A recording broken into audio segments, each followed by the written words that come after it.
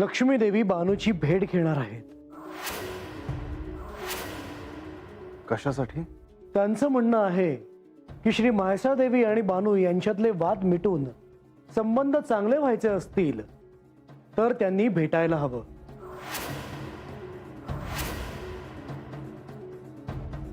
आणि त्यासाठी बानूने श्री म्हाळसा देवी यांची जे झाले त्याबद्दल क्षमा मागायला हवी। माधव, आपण हे काय बोलत आहात? होय देवा, मला ठाऊक होतंच आपल्यालाही हे आवडणार नाही। माधवा, प्रश्न तो नाही। जे काही घडत आहे त्यात दोघींचीही चूक नाही। हा तर नियतीचा खेळ आहे। होय देवा, पण त्यांचं म्हणणं आहे की त्यांच्या नात्यात गोडवा येणार असेल तर क्षमा मागणं हे सार्थ आहे।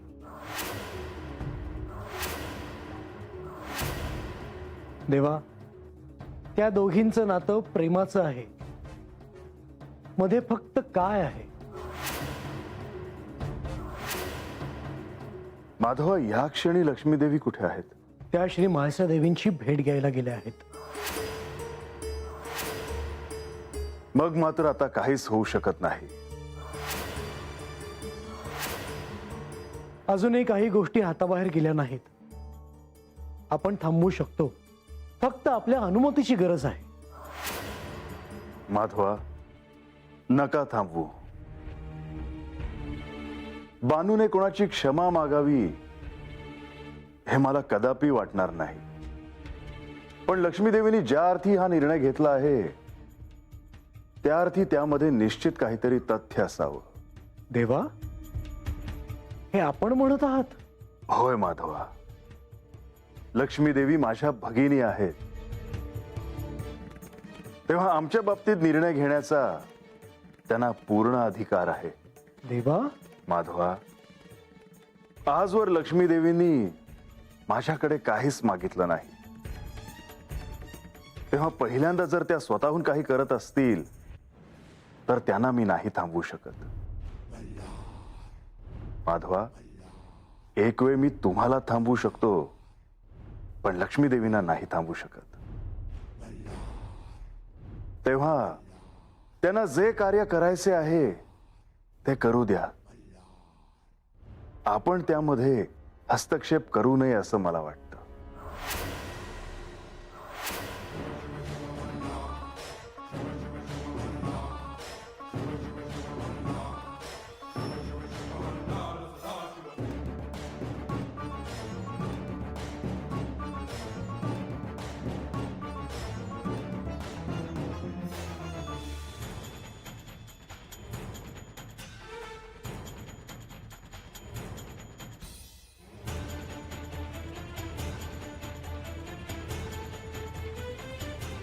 म्हाळसा,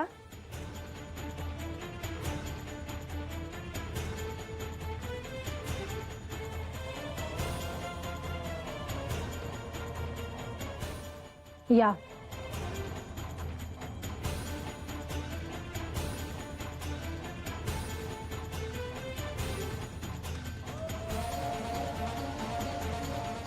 सकाळची पूजा आणि सगळी कामं झाली असावीत ना? हो, म्हणजे मी योग्य वेळी आले आहे।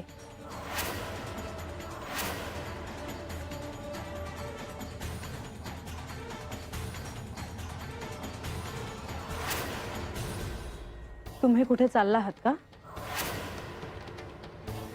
हो, मी तेच सांगायला आले आहे। मी आपलं सहजच विचारलं, परंतु मी ठरवून सांगायला आले आहे।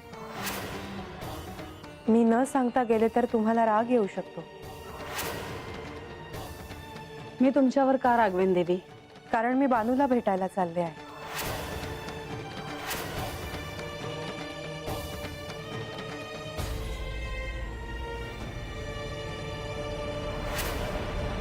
आपल्याला कल्पना असावी म्हणून सांगितलं। देवी, माझं यांच्यावर प्रेम आहे आणि माझ्यावर ज्यांचं प्रेम आहे त्यांच्याकडून मला काही अपेक्षा असतात। इतक्या दिवसांच्या अनुभवावरून मला कळलंच आहे की याआधी ते पूर्ण झाल्या नाही। आता भविष्यात काय होणार? म्हाळसा, आपल्याला दुखावण्याचा माझा हेतू नाही आणि माझ्या भेटीचं प्रयोजन देखील तुम्हाला ठाऊक नाही. मला ते समजूनही घ्यायचे नाही. मुळात मला तिच्याविषयी काही ऐकायचेच नाही, कारण तिचा विषय निघाला की माझ्या तळपायाच्या मस्तकात जाते.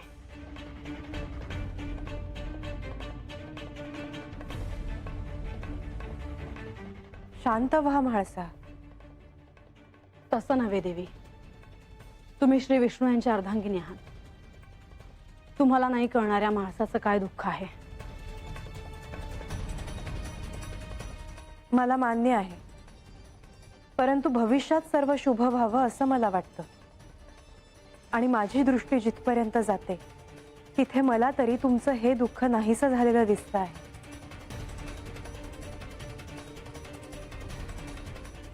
मग तिथेही म्हाळसा नसेल देवी, कारण आता दुःखाशिवाय दुसरी काही ओळख राहिली नाहीये. जिच्या पतीला रानातल्या एका मुलीने भुरळ पाडली ती म्हाळसा, जिच्या डोळ्या देखत जिच्या पतीने परस्त्रीला विवाह करून गडावर आणलं आणि जी काही करू शकली नाही ती म्हाळसा. सगळी सुख पायाशी लोळत असताना बानू नावाची जखम जिच्या हृदयात वाहते आहे ती म्हाळसा.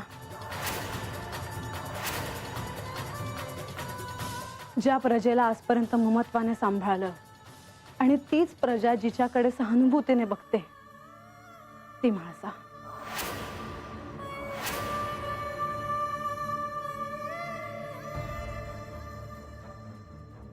म्हाळसा, तुमच्या दुःखाची मी कल्पना देखील करू शकणार नाही. तेवढं बळ माझ्याकडे नाही. परंतु माझी केवळ एवढीच इच्छा आहे की तुम्ही आनंदी व्हावं, ह्या दुःखातून बाहेर यावं.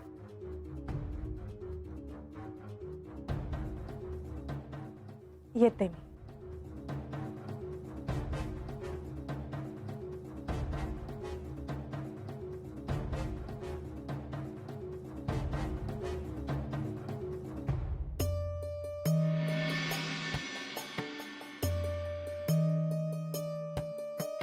बानू,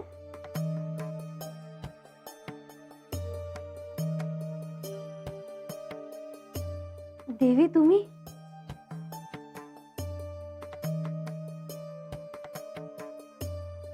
शुभम भवतु. या आत या जी.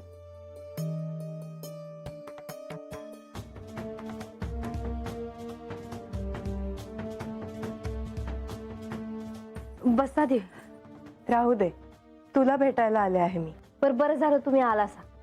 अहो लय दिस झालं तुम्ही आता वाड्यावर येऊन गेल्याचं. हो, परंतु आख्यानाच्या वेळेस दिसतेसच तू. वय मी आले.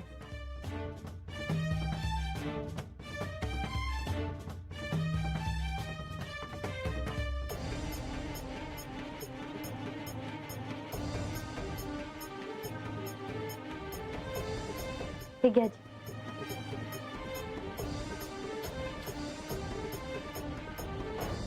अहो मला अगोदर ठाव असतं ना का तुम्ही येणार आहेसा, तर मी समध्या वाड्यात रांगोळी काढली असती बघा. त्याची काही आवश्यकता नाही, तू आहेस ना. देवी आता मी पुरण करते, तुम्ही आज जेवणच जावा. त्यासाठी नंतर कधी येईन. तू सांग, कशी आहेस? म्या बरी आहे. श्री खंडेरायांसोबत मानस सरोवरावर गेली होतीस, कसं वाटलं? अहो मी तर कधी विचार बी केला नव्हता काही समजा मला कधी बघायला मिळेल, पर देवानी माझी इच्छा पुरी केली.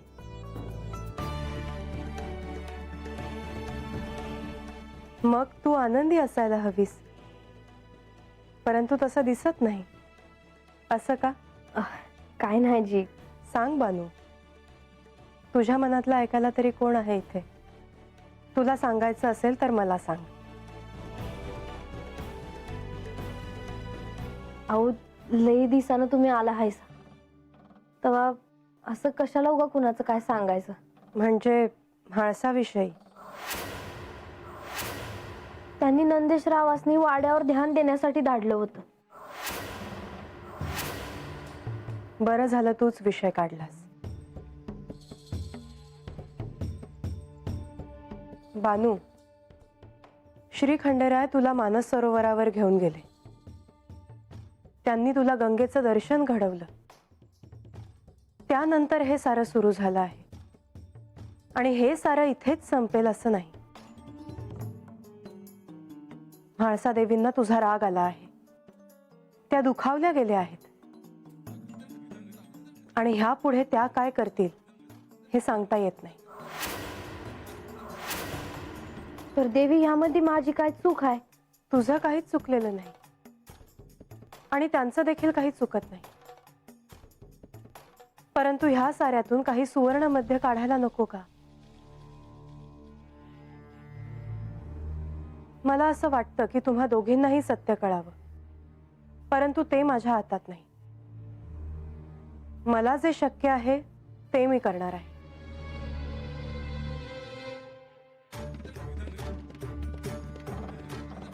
तुम्ही सांगाल ते मी करल जी.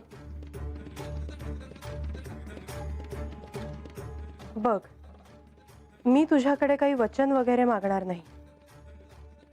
परंतु तू जर माझं ऐकलंस आणि पुढे आलीस तर शुभ घडू शकतं.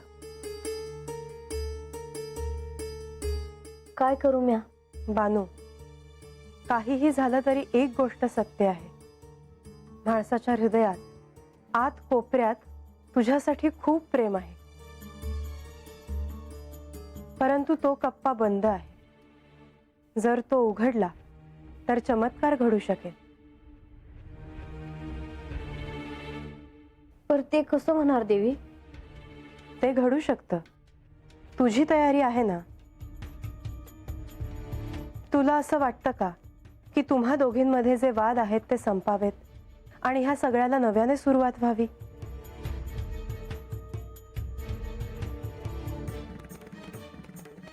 विचार करून सांग. मी म्हणते आहे म्हणून हो म्हणू नकोस. कारण जर तुझ्या मनात शंका असेल तर हे कार्य होणार नाही. नाही देवी, अहो तुम्ही मला सांगतायसा. असं असताना मी कसली शंका आणणार मनात? तुम्ही सांगा जी, मी ते करल. किती बी अवघड असलं तरी बी. बानू, मला असं वाटतं की तू स्वतः म्हाळसांना जाऊन भेटावंस आणि घडलेल्या प्रकाराबद्दल त्यांची क्षमा मागावीस.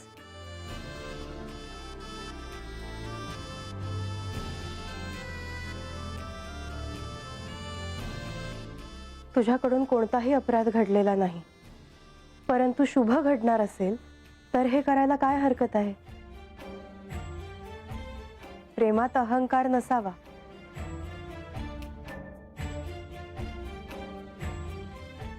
मला ठाऊक आहे ही तुझ्यासाठी सोपी गोष्ट नाही, परंतु तरीही तू हे करावंस असं मला वाटतं. जी, मी हे करल. ही माझी इच्छा आहे. मला तुम्हा दोघींना गळा भेट घेताना पाहायचं आहे. जी.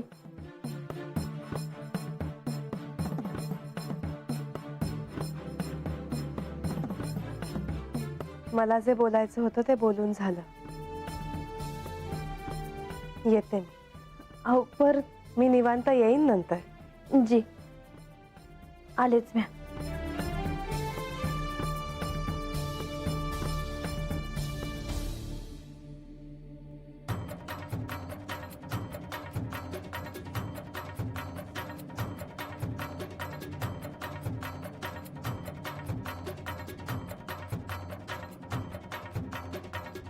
खूप मोठी होशील. येते मी.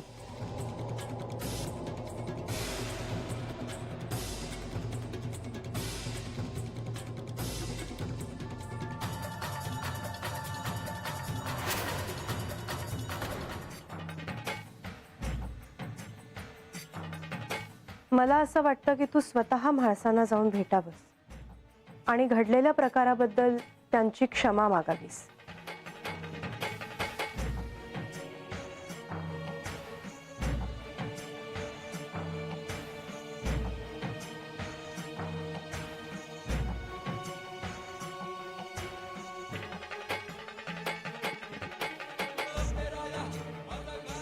बानू, अगं काय झालं, अशी का बसली? काय नाही, मला यायला उशीर झाला या मायलेकांमुळं. पर आता आम्ही हातच राहणार आहे. मग तू मसनी एकलं नाही सोडणार आम्ही. अगं आजा नसला म्हणून काय झालंय, आम्ही आहे की तुझ्या संगे. मला काय बी झालं नाही र. भर सकाळी असं डोळ्यात पाणी आणून कुणी बसतं का? तीच म्हणतोय मी. बानू सांग की, नाहीतर म्या म्हणाल तू आमासनी परक समजतीस म्हणून. सांग की ग बानू, असं का करतेस? पर आता घाई का करतायसा? त्यासनी नसल सांगायचं तर राहू द्या. उगा सांग सांग म्हणून माग नका लागू. आम्ही पडलो गरीब, बानू आता मोठी झाली, आमचं कशा पायी ऐकल? कशा पायी असं म्हणतेस मावशे? अगं तुम्हासनी सांगून काय होणार आहे? उगा तुम्हासनी त्रास नग म्हणून नाही सांगितलं म्या. तुम्ही नाही सांगितलं तर जीव खातील तुमचा. त्यापरी सांगा तुम्ही.